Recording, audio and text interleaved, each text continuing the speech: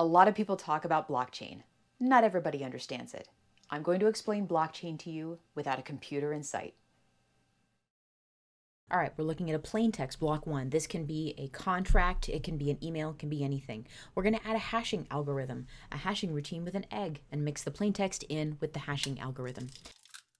Just crack these both together, mix them all up on the stove. The reason we're doing this is to demonstrate that once you've got the plain text and once you have the hashing algorithm, which is the egg, you can't unscramble the egg. You can't put the egg back in the shell again. There we have both the plain text and the hashing algorithm, and me frying them on the stove is the hashing routine. This is the actual act of putting them both together. And here we have our first link in a blockchain. The idea, as always, is to make sure that we can identify at what point anything happened in this chain without necessarily being able to go back and unconstruct or deconstruct it. There's our plain text block 2 and our hashing routine.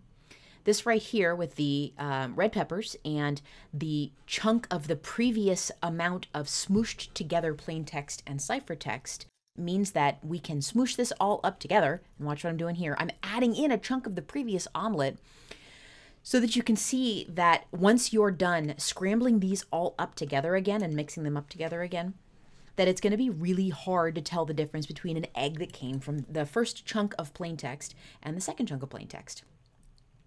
So we're going to dump all this together in here, and you can see that it's going to get all scrambled up. This is our second link in our blockchain. Just adding a little water for you chefs out there so it'll steam the top. Otherwise, you know, an omelet's not that attractive. Sunny side up method of this omelet situation happening.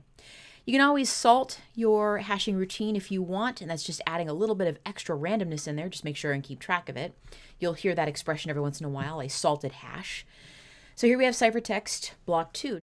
Now we're going to go ahead and add in a plain text, contract, a tweet. It doesn't matter what it is, just a chunk of text or a chunk of some form of data.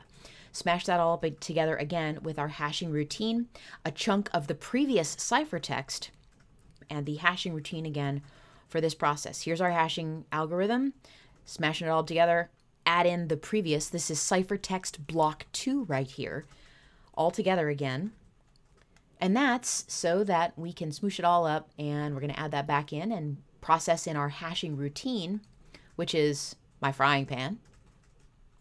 There we go. Now, once we're done with this process of steaming this up and getting the omelet nice and ready, we're going to go throw this back on a plate again. And now when you look at this here, what's the one thing you can absolutely not tell me? Where any particular bit of that egg and greens and red and so forth came from. So the key here is to remember that the idea is to be able to identify where you are in the process without being able to go back and deconstruct it to alter anything that happened along the chain. I hope you understand blockchain better now, and I hope that for you, my analogy was enough.